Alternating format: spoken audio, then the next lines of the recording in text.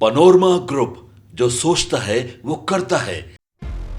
पिछले कुछ दिनों से खबरों में एक बार फिर से कोविड-19 वापसी की गूंज सुनाई दे रही है। अखबारों की हेडलाइंस और न्यूज चैनलों की ब्रेकिंग न्यूज देखकर ऐसा लगता है जैसे कोरोना फिर से कहर बरपाने आ गया है। लेकिन सवाल ये है कि क्या वाकई खतरे की घंटी बज चुकी है या फिर ये सिर्फ एक भ्रम है, एक डर जो हमें आंकड़ों और तथ्यों की बजाय भावनाओं से निर्णय लेने पर मजबूर कर रहा है। तो सच्चाई जानने से पहले घबराइए मत, क्योंकि मौजूदा हालात कहीं अधिक नियंत्रित और आश्वस्त करने वाला है। दरअसल SARS-CoV-2 यानी कोविड-19 वायरस अब एक खतरनाक महामारी की जगह एक सामान्य मौसमी वायरस की तरह व्यवहार कर रहा है।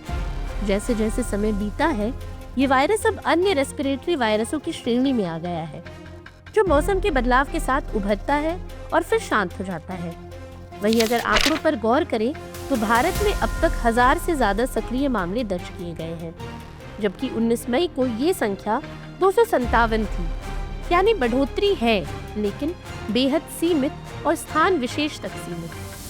केरल, तमिलनाडु और महाराष्ट्र जैसे राज्यों में मामूली उछाल देखा गया, लेकिन ये किसी बड़े खतरे का संकेत नहीं देता।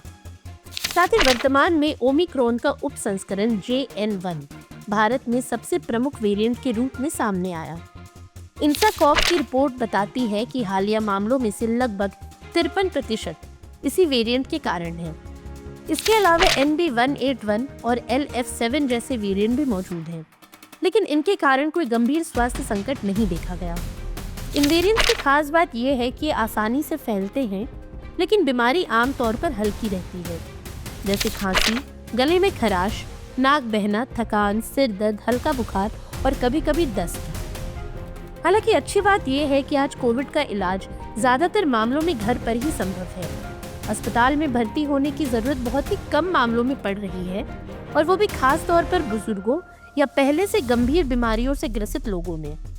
कोविड से होने वाली मौतें अब दुर्लभ हो गई हैं, और इसका प्रमुख कारण है भारत की हाइब्रिड इम्यूनिटी, जो टीकाकरण और पहले के संक्रमणों के मिले जुले प्रभाव से विकसित हुई है। इसके अलावा भारत में अब तक 2.2 अरब से अधिक वैक्सीन डोज दी जा चुकी है। हर जिले में एकीकृत रोग निगरानी कार्यक्रम की टीमें सक्रिय हैं, जो किसी भी असामान्य स्वास्थ्य स्थिति पर तुरंत नजर रखती हैं। भारत का हेल्थ इंफ्रास्ट्रक्चर खासकर रेस्पिरेटरी बीमारियों के क्षेत्र में अब पहले से कहीं ज्यादा सक्षम और सजग है। इसके अलावा प्रसिद्ध virologist doctor T. Jacob John की माने तो मामूली वृद्धि सामान्य है और घबराने की कोई बात नहीं। उनका कहना है कि वायरस म्यूटेट होते रहेंगे, लेकिन अब हमारे पास उससे निपटने की पूरी क्षमता है। वर्ल्ड हेल्थ ऑर्गेनाइजेशन की ओर से भी इन वेरिएंट्स पर कोई वैश्विक चेतावनी जारी नहीं की गई है, यानी वैश्विक स्तर पर भी हालात चिंताजनक नहीं माने जा रहे हैं। ऐसे में कुछ छोटी छोटी सावधानियों को अपनाने की जरूरत है, जो न केवल कोविड बल्कि अन्य संक्रमणों से भी हमें बचाएंगी। जैसे हाथों को समय समय पर साबुन या सैनिटाइजर से साफ करना, खांसते या छींकते समय नाक और मुंह को ढकना, भीड़ भाड़ वाली जगहों पर मास्क जरूर पहनना, खासकर अगर कोई स्वास्थ्य समस्या है तो। इसके अलावा कमरे में पर्याप्त वेंटिलेशन रखना और अस्वस्थ महसूस हो तो घर पर रहें और दूसरों को संक्रमित होने से बचाएं। साथ ही अगर आपके परिवार में बुजुर्ग सदस्य हैं या कोई ऐसी बीमारी से पीड़ित है जो उन्हें संक्रमण के प्रति संवेदनशील बनाती है, तो उनसे मिलने से पहले सावधानी जरूरी है। मास्क पहने, हाथ धोएं और उन्हें आराम दें। वही कोविड-19 अब हमारी जिंदगी का हिस्सा बन चुका है, एक ऐसी बीमारी जो अब नएपन की नहीं बल्कि समझदारी की मांग करती है। हमें अब डर कर नहीं, जिम्मेदारी और संतुलन के साथ आगे बढ़ना होगा। सिर्फ सुर्खियों के आधार पर घबराने की जगह हमें डेटा और वैज्ञानिक सलाह को आधार बनाकर अपनी प्रतिक्रियाएं तय करनी चाहिए। तो आइए सतर्क रहें, सजग रहें, लेकिन बेवजह डर का शिकार न बने।